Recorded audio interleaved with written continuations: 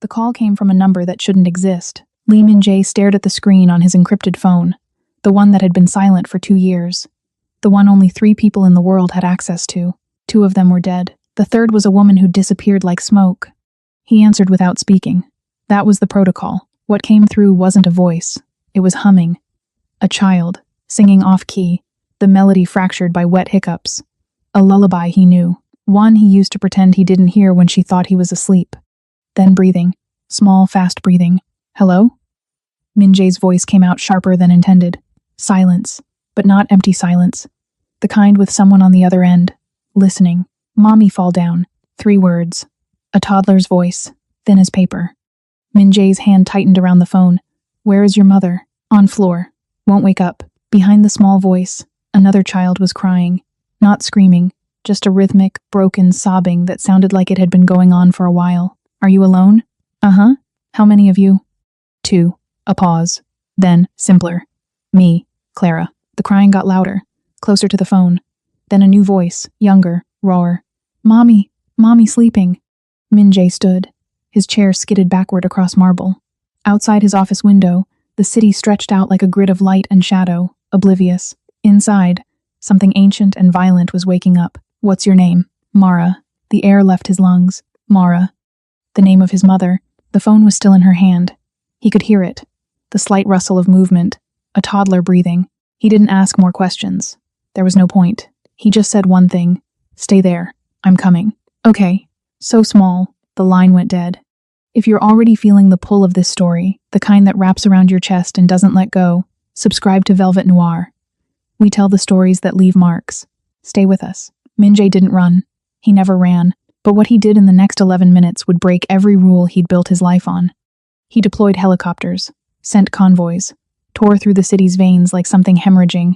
The glazier, the man known for moving in silence, made so much noise that every rival, every ghost, every enemy with ears heard it. They followed the sound. When he kicked in the yellow door of the cottage 3 hours north, the frame splintered like kindling. The house smelled like lavender and rain and something sharp beneath it, fear, sweat, the metallic tang of a body in distress. There were blocks scattered on the floor. A sippy cup knocked over, milk seeping into the rug, and on the living room floor, a woman, dark skin, natural hair fanned out like a crown, unconscious but breathing, shallow and thin. Stacy Woods, the only person who'd ever walked away from him and lived. But Min-jae didn't look at her first. He looked at the 2 small figures huddled beside the couch, toddlers, maybe 2 years old, maybe just past. They had wet faces, puffy from crying, big, dark eyes ringed with exhaustion, curly hair and lopsided pigtails that were half undone. They were holding hands, and when they looked up at him, he stopped breathing. Not because they looked like him, not exactly, but because of the way they watched. Still, wary, the kind of stillness prey learns when a predator enters the room. One of them, the one clutching a phone in her small fist, didn't move. The other one, Clara, took a shaky step forward. She stared at his face. Then she lifted one hand, fingers sticky with something juice. Tears. He didn't know, and touched his cheek. Testing. Verifying. She turned to her sister. Same, she whispered. Min-jae's throat closed. Mara was still holding the phone. She held it out to him like an offering. On the screen, he saw it. A contact labeled with a single red circle emoji. No name, no number visible. Just a button a child could recognize. Press the red button. That's all she would have needed to teach them. Point, press, wait. By the door, he saw the go bag, packed, ready. Stacy had been planning to run. Again. But she'd also done something else. She'd programmed her daughters, 2-year-olds who could barely string sentences together to call him. Not the police. Not a neighbor. Not 911. Him. She had weaponized his need to protect what was his. She had turned her children into a failsafe, a trigger she could pull even while unconscious, because she knew, had always known, that the most dangerous thing in her world wasn't being alone, or broke, or dying on a floor, while her babies watched. It was him, and she'd just handed him the 2 things that would make him burn the world down. The twins were asleep in the back of the car, tucked into blankets that smelled like clinical safety, when Min-jae's head of security leaned close. We have a problem. Handle it. You made noise tonight, sir.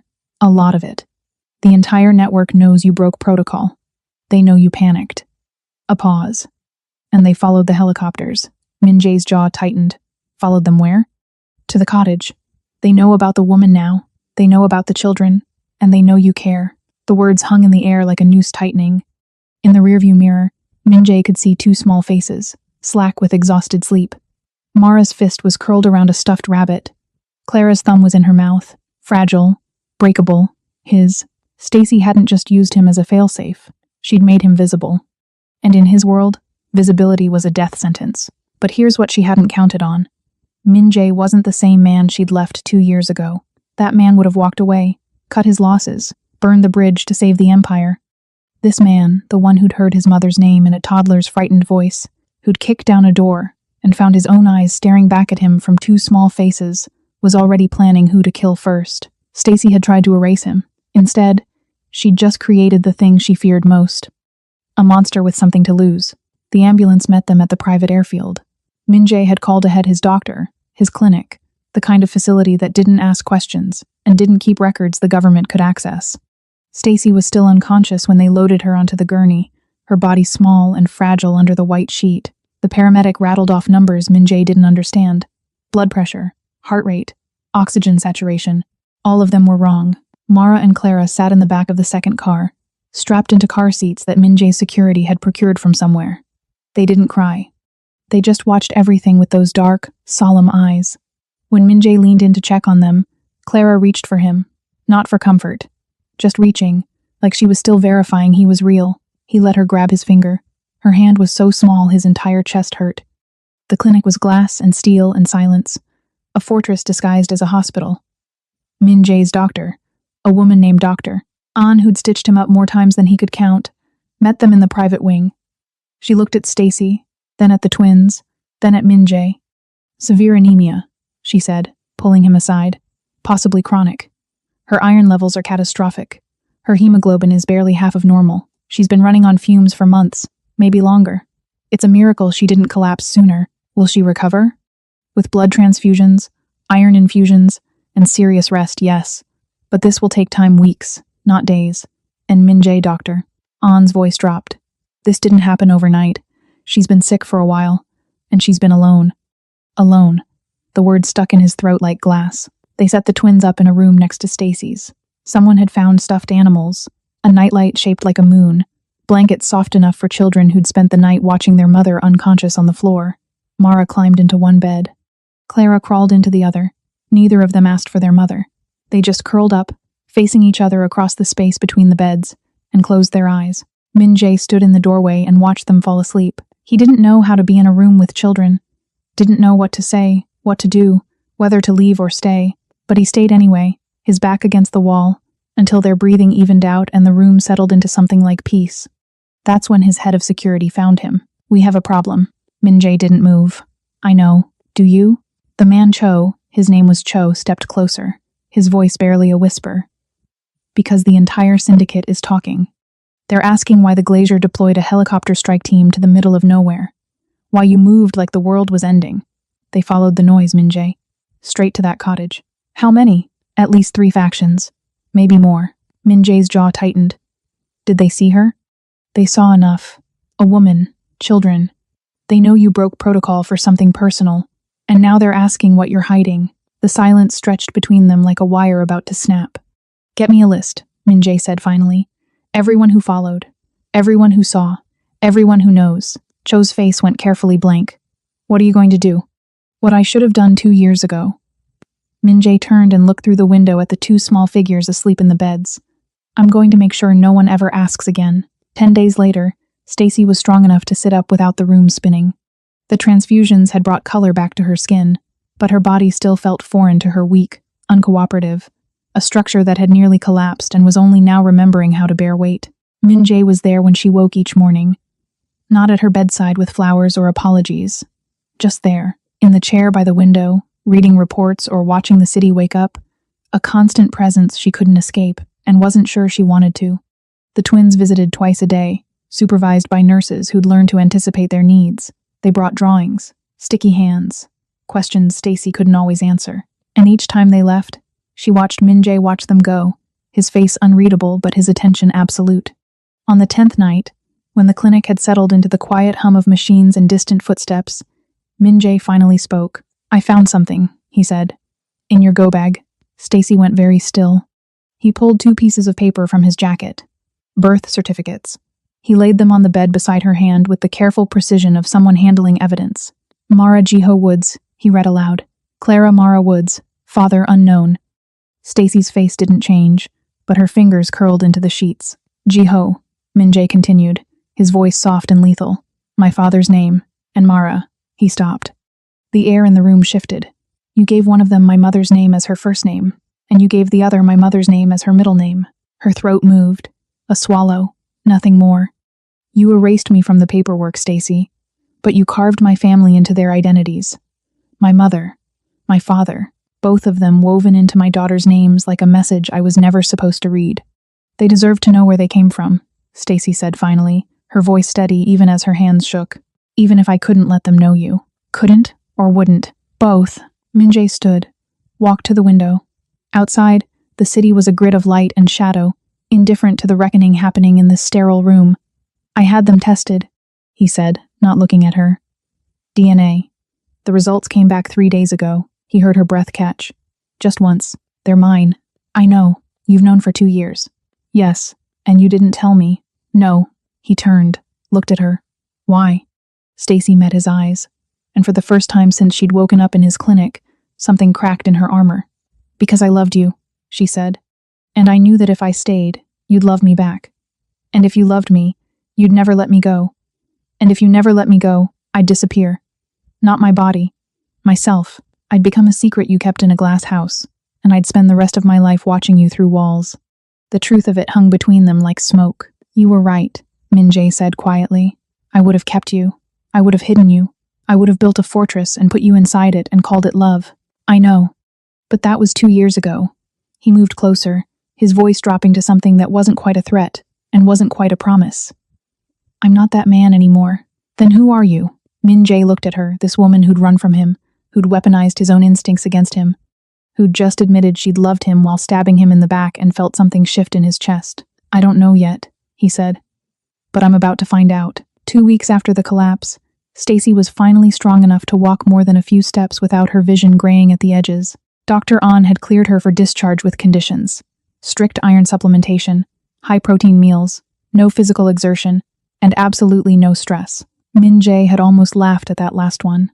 The twins had adapted with the terrifying resilience of toddlers. They ate the food Min-jae's staff brought them. They played with the toys someone had procured, wooden blocks, soft dolls, picture books with bright colors. They asked for their mother in the mornings and seemed satisfied when told she was resting or getting stronger. They didn't ask about home, didn't ask to leave, just existed in this strange new world with the acceptance of children who'd learned early that the ground beneath them could shift without warning. When Stacy finally walked into their room, Clara burst into tears. Not sad tears, relief tears. She ran to her mother and wrapped her arms around Stacy's legs and sobbed into her knees. Mara was quieter. She just walked over, leaned against Stacy's side, and held on. Stacy sank to the floor and pulled them both into her lap, and Min-jae watched from the doorway as she whispered things he couldn't hear. Promises, probably. Reassurances. The kind of lies mothers tell their children to keep the fear at bay. When she finally looked up at him, her face was wet but her eyes were dry. We're leaving, she said. No, you can't keep us here. I'm not keeping you. I'm protecting you. Stacy stood, carefully, keeping the twins close. From what? From what I did to get to you. She went still. What does that mean? Min-jae stepped into the room and closed the door. It means when your daughters called me, I didn't think. I didn't plan. I just moved. Helicopters, Stacy, convoys. I tore through this city like it was on fire, and people noticed. What people? The kind who've been waiting for me to show weakness. He watched her face, saw the understanding dawn. I made noise. They followed the sound, and now they know about you, about them. The color drained from Stacy's face. You led them to us. Yes. You, her voice cracked. You made us targets. I made us targets, Min-jae corrected. But I'm going to fix it. How? By making sure everyone who followed me that night understands what happens when they threaten what's mine. Stacy's laugh was bitter, broken. We're not yours. You made us mine the second you programmed that phone. Min-jae moved closer, his voice dropping. You didn't call me because you loved me. You didn't call me because you missed me. You called me because I'm the most dangerous thing you know. You wanted that danger between your daughters and the world. Well, Congratulations, Stacy. You got it. She stared at him, and for a long moment, the only sound was Clara's hiccuping breathing. I can't stay here, Stacy whispered. You can't leave. Then what do you want from me? Min-jae looked at her at this woman who'd outsmarted him, outmaneuvered him, and somehow still ended up exactly where he wanted her, and told her the truth. I want you to stop running, he said. I want you to let me protect you. And I want you to understand that the man you left 2 years ago, he would have locked you in a tower and called it love. But the man standing in front of you now has spent 2 years learning what it means to lose something that matters. So I'm not asking you to trust me. I'm asking you to make a deal with me. What kind of deal? You stay. You let me keep you safe.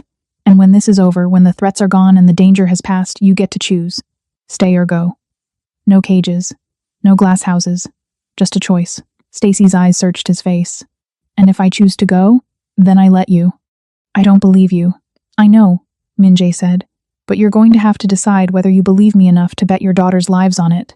The cruelty of the statement hung in the air, but it was also the truth, and they both knew it. Stacy looked down at Mara and Clara, then back at Min-jae. How long? She asked. Until it's safe. That's not an answer. It's the only one I have. She closed her eyes, breathed. When she opened them again, something had shifted. The architect was back. The strategist. Fine, she said. But I have conditions. Min-jae almost smiled. Of course you do. The house sat on the coast like a shard of ice. 3 stories of steel and glass perched on a cliff, the ocean stretching out below it in endless gray. Min-jae's safe house. He'd bought it years ago as a contingency plan, somewhere he could disappear if the world came for him. He'd never imagined bringing anyone here, let alone a woman and 2 toddlers who didn't understand why they couldn't go home. The first night was chaos. Clara cried because the rooms were too big. Mara refused to eat because the food was wrong. Stacy moved through the space like a caged animal, her eyes constantly tracking exits, windows, distances. Min-jae's security team stayed out of sight, but their presence was everywhere.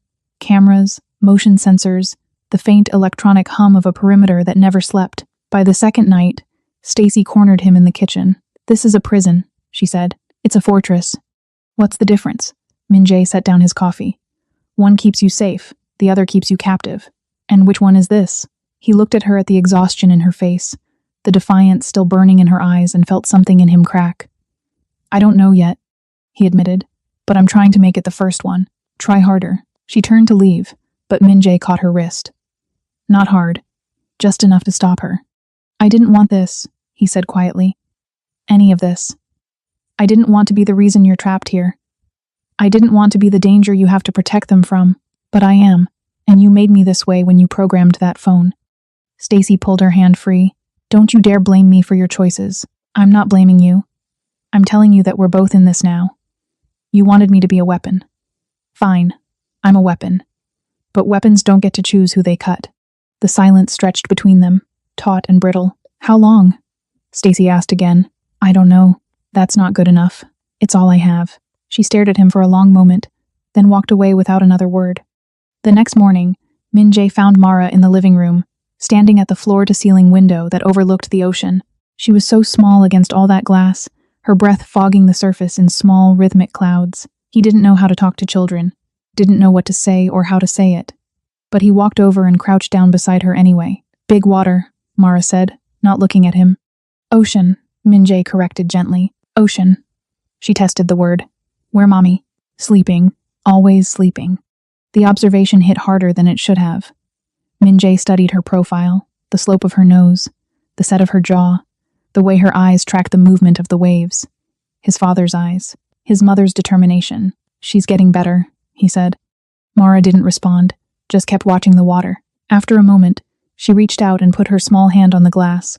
Min-jae watched as she pressed her palm against the window, leaving a tiny print in the fog of her breath.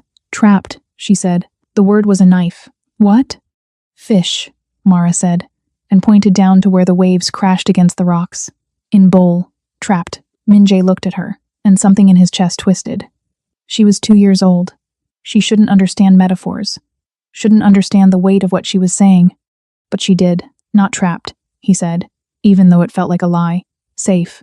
Mara turned to look at him, and her expression was so old, so knowing, that for a moment Min-jae forgot how to breathe. Same thing, she said. That night, Stacy put the girls to bed in the room Min-jae had set up for them. twin beds with soft sheets and nightlights that projected stars on the ceiling. Clara fell asleep almost immediately, exhausted from crying. But Mara stayed awake, her eyes tracking her mother's movements. Stacy sat on the edge of Mara's bed and brushed the curls back from her forehead. "Tell story," Mara whispered. "Which one?" "Glass Prince." Stacy's breath caught. She hadn't told that story in days, not since before the collapse. Before the phone call, before everything changed. "Once upon a time," she began, her voice soft, "there was a prince made of glass." Min-jae stood in the hallway, just out of sight, and listened. He lived in a tower so tall it touched the sky. Stacy continued. "And he built the walls so high and so thick that nothing could hurt him. Not fire, not arrows, not even the wind. He was safe, completely, perfectly safe. But he was alone," Mara whispered, finishing the line she'd heard 100 times. "Yes," Stacy said. "He was alone. And one day, he looked out his window and saw the sun, and he wanted to feel the warmth on his face. But when he tried to climb down from his tower, he realized something terrible.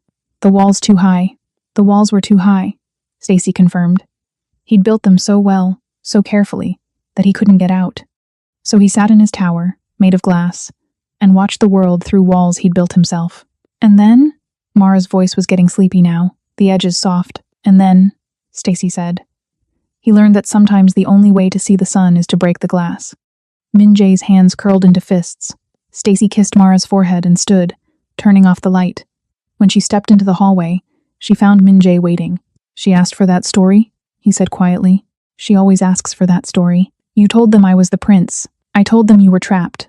Stacy's voice was careful, neutral. "That you built walls to keep yourself safe, and ended up building yourself a prison. I didn't demonize you, Min-jae. I just told them the truth. And what is the truth?" She looked at him, and for the first time since she'd woken up in his clinic, something almost like pity crossed her face. "That you're more afraid of being hurt than you are of being alone," she said. "And that's the saddest thing I know." She walked past him, leaving him standing in the dark hallway, his reflection staring back at him from the glass walls of his fortress. A week passed. Then, too, the house settled into a rhythm that felt less like a prison and more like a truce. Stacy cooked breakfast while Min-jae read reports in his office. The twins played in the safe room. Min-jae had set up soft mats, wooden blocks, books with bright pictures. His security team learned to make themselves invisible, and Stacy stopped flinching every time she saw a camera, but the distance between them remained. A careful, measured space neither of them tried to cross, until the night Min-jae heard the humming. He was in his office, reviewing security footage, when the sound drifted down the hallway. Soft, fragile, the same lullaby he'd heard on the phone 2 weeks ago, the one Stacy used to hum when she thought he was asleep, back when they shared a bed and a life and a future that didn't include walls. He followed the sound to the twins' room. The door was cracked open. Inside, Stacy sat on the floor between the two beds, her back against the wall, her eyes closed. She was humming. Not for the twins, they were both asleep. She was humming for herself. Min-jae stood in the doorway and watched her. The curve of her neck, the way her fingers drummed against her knee in time with the melody, the exhaustion carved into every line of her body. "I know you're there," she said without opening her eyes. He didn't move. "I didn't mean to. Doesn't matter." She opened her eyes and looked at him. "You were always good at watching." The accusation landed soft but sharp. "I'm sorry," Min-jae said, and he wasn't sure what he was apologizing for. For watching, for bringing her here, for the last 2 years, for all of it. For what? For making you feel like you had to be someone you weren't. Stacy blinked. Whatever she'd expected him to say, it wasn't that. "I didn't know how to love you without hiding you," Min-jae continued. "I thought if I kept you close enough, safe enough, secret enough, I could protect you from everything, including myself. You were right about one of those things." "Which one?" "The last one." Stacy stood, careful not to wake the girls. She moved to the doorway, and Min-jae stepped back to give her space. "You did need to protect me from you. Because the version of me that loved you?" She was disappearing. "Every day I stayed, I felt myself getting smaller. Not because you were cruel, because you were careful, and there's a kind of love that feels like being preserved under glass." "I know," Min-jae said quietly. "I know that now." "Do you?" "I've had 2 years to figure it out." Stacy studied his face, searching for something. "And what did you figure out?" "That loving someone doesn't mean keeping them." Min-jae's voice was rough, scraped raw. "It means giving them room to breathe, even if it means watching them walk away." "Is that why you said you'd let me go? When this is over?" Yes, I still don't believe you. I know. They stood there in the hallway, close enough to touch, neither of them moving. What do you want from me, Min-jae? Stacy asked finally. The truth. Not the deal. Not the strategy. What do you actually want? He looked at her, this woman who'd loved him and left him, and somehow taught him more in her absence than he'd learned in a lifetime of proximity, and told her the truth.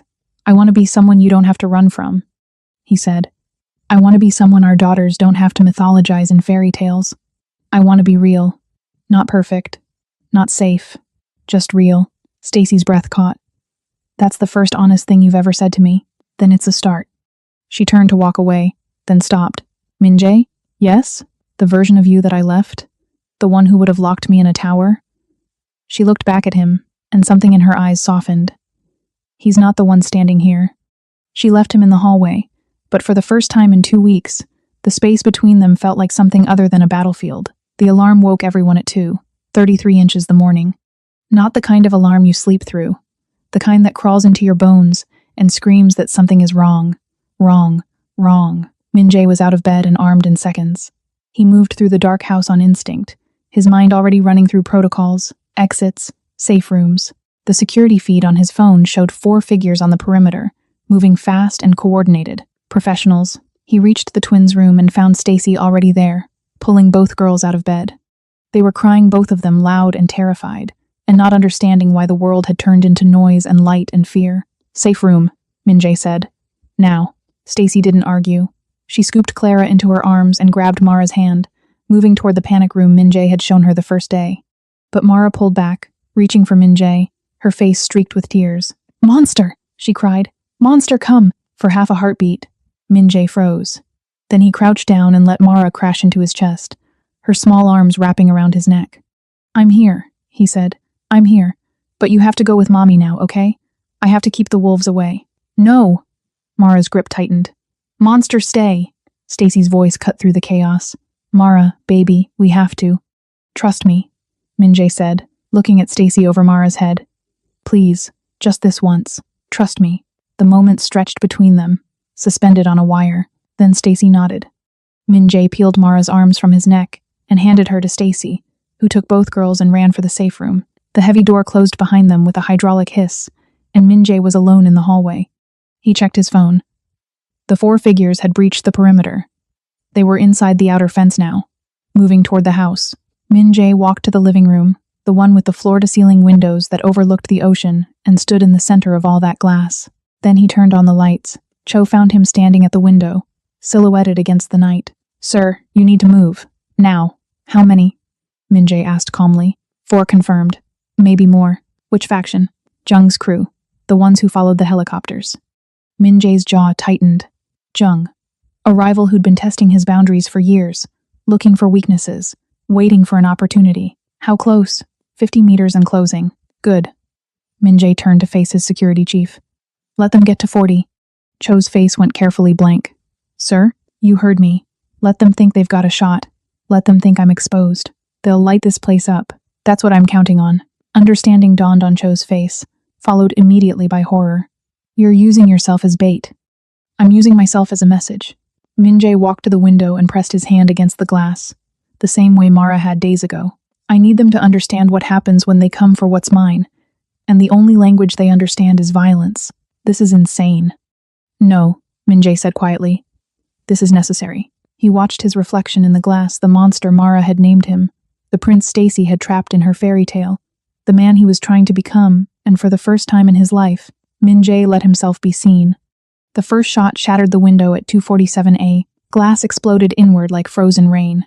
Min-jae moved before the sound registered, his body remembering the violence it had learned long before his mind could catch up. He rolled left as the second shot punched through the space where his head had been, the bullet embedding itself in the wall behind him with a dull thunk. 4 figures poured through the broken window. Professionals, tactical gear, suppressed weapons, movements synchronized like a surgical team. Jung had sent his best. Min-jae didn't give them time to spread out. The first man cleared the window frame, and Min-jae was on him, driving his elbow into the soft junction of jaw and throat. The crack was audible, even over the alarm. The man went down gurgling, and Min-jae had his weapon before the body hit the floor. 2 shots. Center mass. The second man dropped.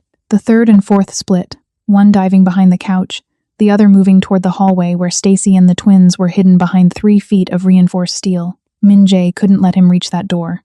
He vaulted over the fallen man, using the momentum to drive his shoulder into the 4th attacker's spine. They crashed together into the wall. The man was faster than Min-jae expected, twisting with the impact, bringing his knee up toward Min-jae's ribs. The blow connected. Pain bloomed white and sharp, but Min-jae had spent years learning to function through pain. He caught the man's leg, torqued his body sideways, and felt the knee dislocate with a pop that sounded like a knuckle cracking. The scream that followed was brief. Min-jae's hand found the man's throat and squeezed until the screaming stopped. The 3rd man rose from behind the couch, weapon raised. Min-jae threw the knife he'd pulled from the 4th man's tactical vest. It wasn't elegant, wasn't precise, but it buried itself in the man's shoulder deep enough to make him drop the gun. He stumbled backward, and Min-jae closed the distance in 3 strides. "Tell Young," Min-jae said, his voice barely above a whisper as he pressed the man against the wall, "that if he comes for my family again, I won't leave survivors to carry the message." He could hear Cho's team moving through the perimeter now, cleaning up the outer breach. The sirens in the distance were his doing. He'd triggered the police response himself, knowing that the spectacle of law enforcement would force Jung's team to scatter. Min-jae released the man and watched him stumble toward the broken window, clutching his bleeding shoulder. Let him run. Let him talk. Let the entire network know what happened when they threatened what was his. The house settled into quiet. 3 bodies. 1 survivor fleeing into the night, and Min-jae standing in the center of broken glass, blood on his hands that wasn't his own, breathing hard. He looked down. A wet warmth spread across his shoulder. One of the shots had grazed him after all, a shallow furrow that burned like fire but wouldn't kill. The safe room door opened. In the safe room, Stacy had counted every gunshot. 7. Then silence so complete she could hear her own heartbeat in her ears. She'd held both twins against her chest, one hand over each of their ears, whispering promises she didn't know if she could keep. Clara had buried her face in Stacy's neck, but Mara had twisted in her grip, trying to see, trying to understand what the monster was doing on the other side of that door. When the hydraulic lock finally disengaged, Stacy's breath stopped. Min-jae stood in the doorway, backlit by emergency lighting. His shirt was torn, dark with blood that looked black in the low light. There was a cut above his eye, already swelling. His hands were covered in blood, but he was standing, breathing, alive. Mara pushed free from Stacy's arms and ran to him. "Monster!" she cried, and Min-jae caught her before she hit his legs, scooping her up even though it clearly hurt. "I'm here," he said. "The wolves are gone. Gone forever?" Min-jae looked at Stacy over Mara's head, and something passed between them. An understanding. A shift. "Yes," he said. "Forever." Stacy stood, Clara still in her arms, and walked to the doorway. She looked at the blood on Min-jae's shirt, the exhaustion in his face, the way he held Mara like she was made of something more precious than glass. "You're hurt," she said. "I'm fine. That's not what fine looks like." "Stacy, sit down before you fall down." It wasn't a request. Min-jae sat. 20 minutes later, Min-jae sat shirtless in the kitchen, while Stacy's hands moved over the wound on his shoulder. The twins were asleep in her bed this time, their small bodies pressed together for comfort. The adrenaline had burned through them like wildfire, leaving only exhaustion in its wake. The bullet had grazed him a furrow 3 inches long that had laid open skin and muscle but missed bone. Dr. An was on her way, but for now, it was just them. The antiseptic, the silence, Stacy's fingers careful and clinical as she cleaned blood. That was his this time. "This is going to scar," she said, her voice neutral. "I have others. I know." Her hands paused. "I've seen them." The reference to their past to nights when she'd traced those scars with her fingertips, cataloging his history in silence, hung between them. "What happened out there?" she asked, resuming her work. "I sent a message." "What kind of message?" Min-jae looked at her. "The kind that ends conversations." Stacy's hand stilled. "You killed them. 3 of them. I let one live." "Why?"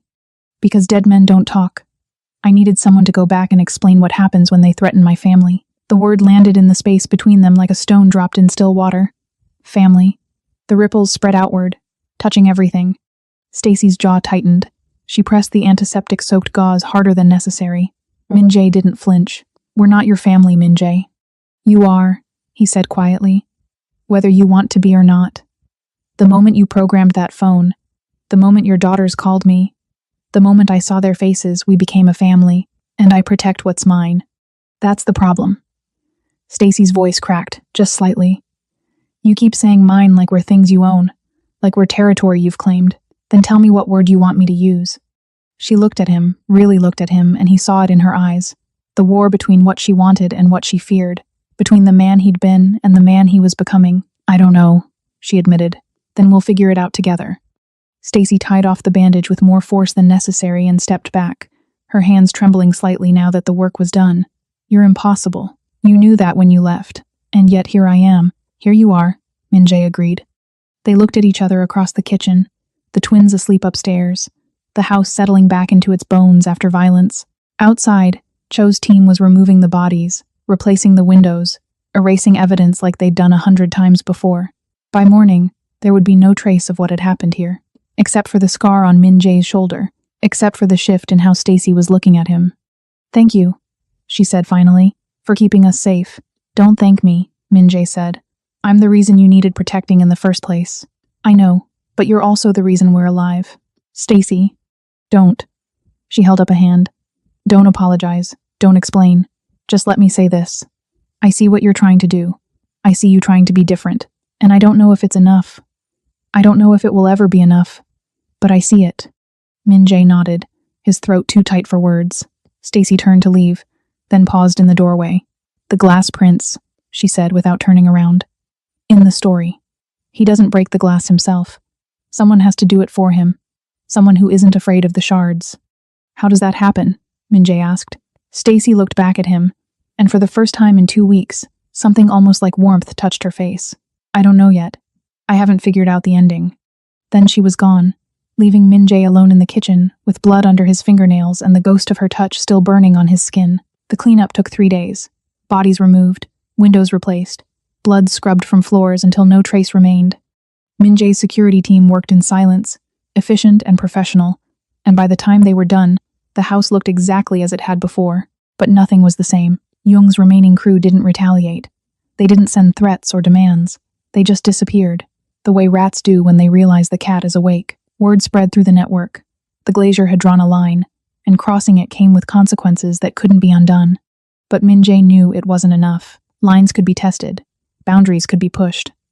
As long as he remained a ghost in his own world, present but hidden, powerful but secret, there would always be someone looking for the crack in his armor.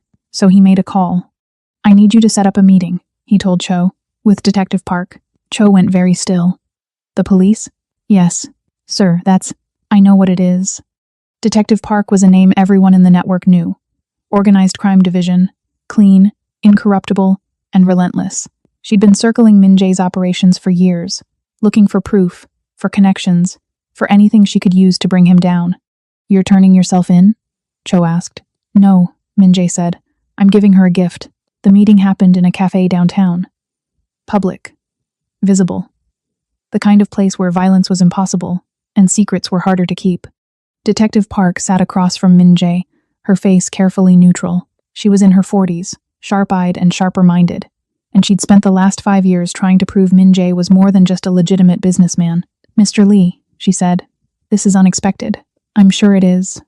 "You're here to confess?" "I'm here to make a trade." Park's eyes narrowed. "I don't make deals with criminals." "You do when the criminals give you something you want more than them." Min-jae slid a folder across the table. "Inside is everything you need to dismantle 3 of the biggest smuggling operations on the West Coast.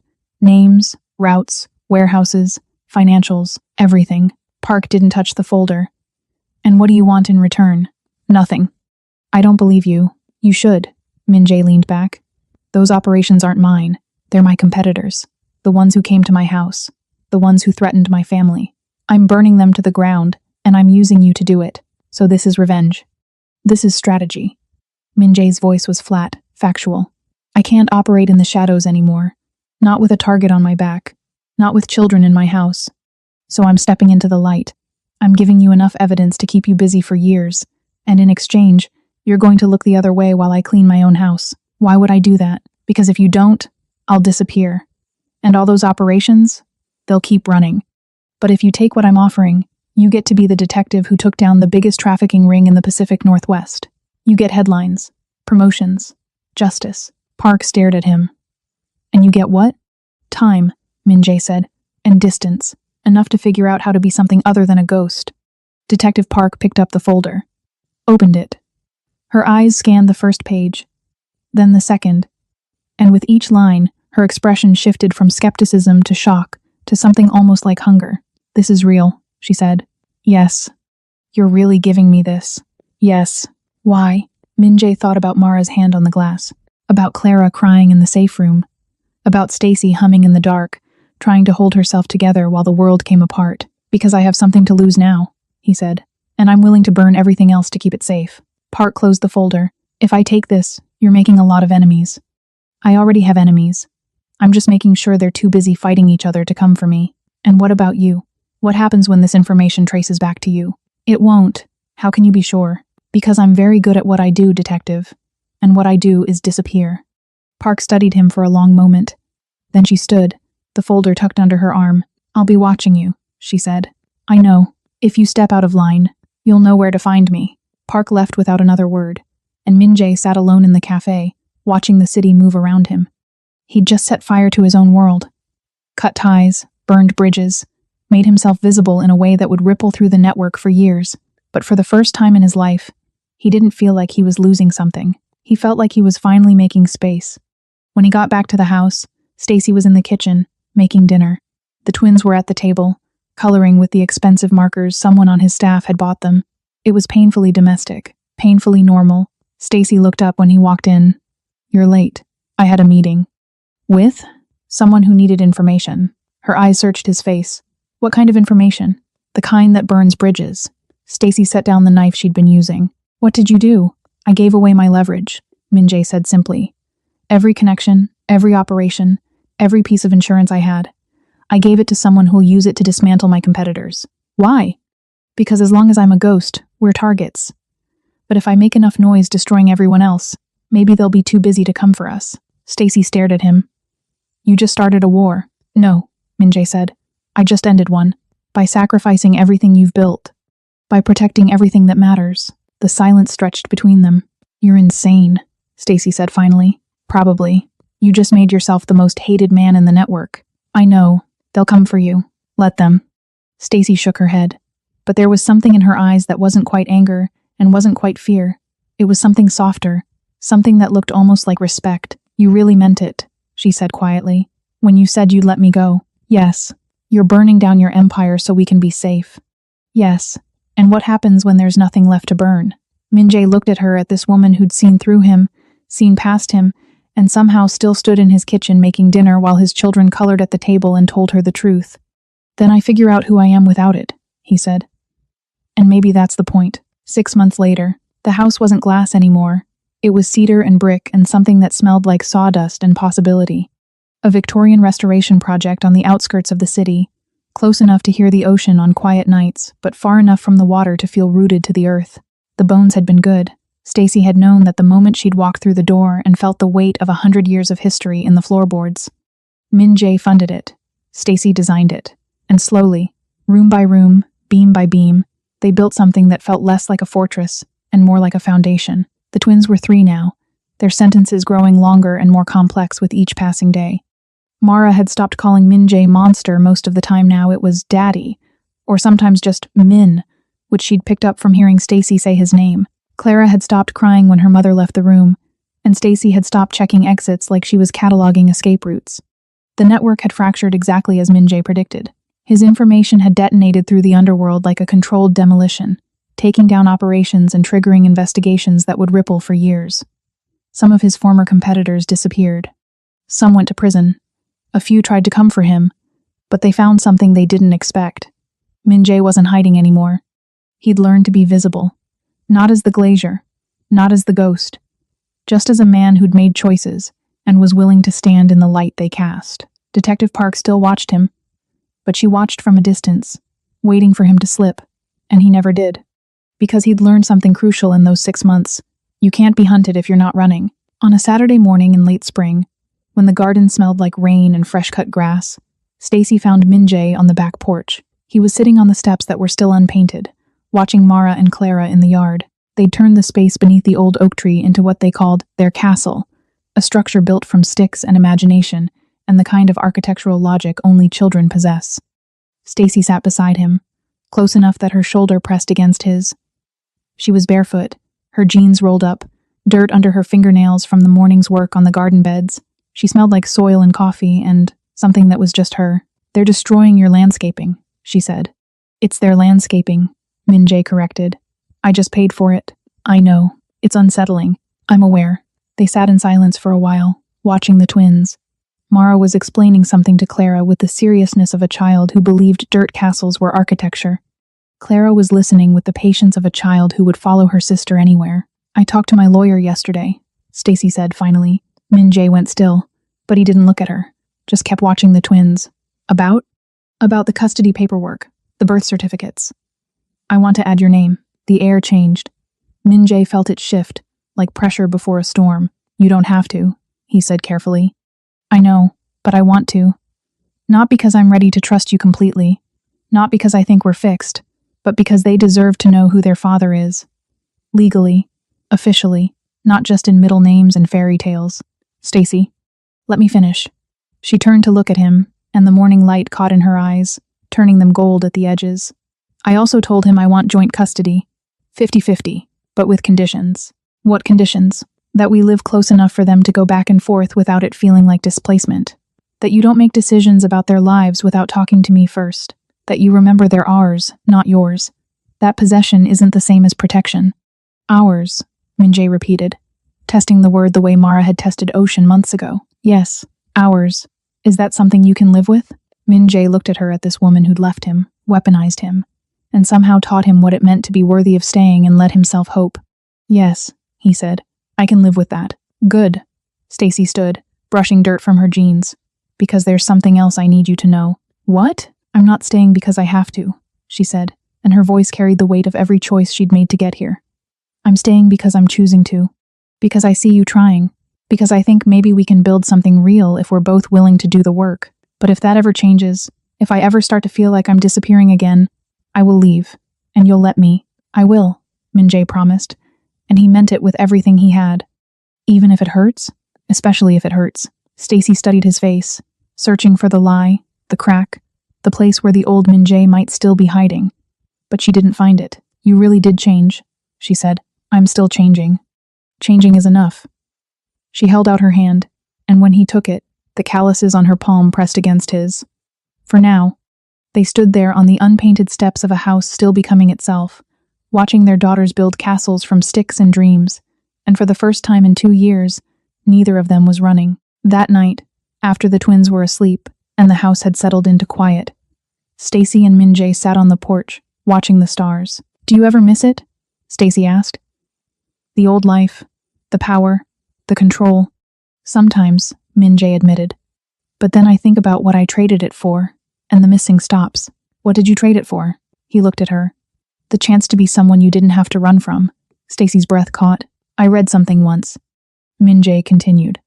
A quote from a psychologist named Carl Rogers. He said, "The curious paradox is that when I accept myself just as I am, then I can change." He paused, letting the words settle between them.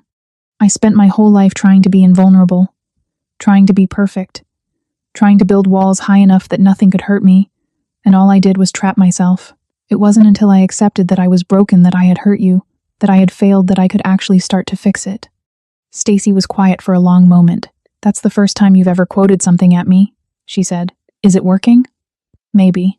They sat in silence, and then Stacy said, "There's a Yoruba proverb, however far the stream flows, it never forgets its source.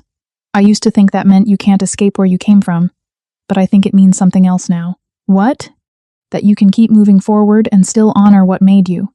You don't have to be the glazier anymore, Min Jae, but you also don't have to pretend he never existed. He's your source, just not your destination." Min Jae nodded, something in his chest loosening. "The foundation is settling," Stacy said, echoing the line from her fairy tale. Min Jae looked at her, at this woman who'd run from him, fought him, and somehow taught him what it meant to be loved without being owned, and finished the line. "Then we build." In the distance, they could hear Mara humming, the same lullaby, the same melody that had started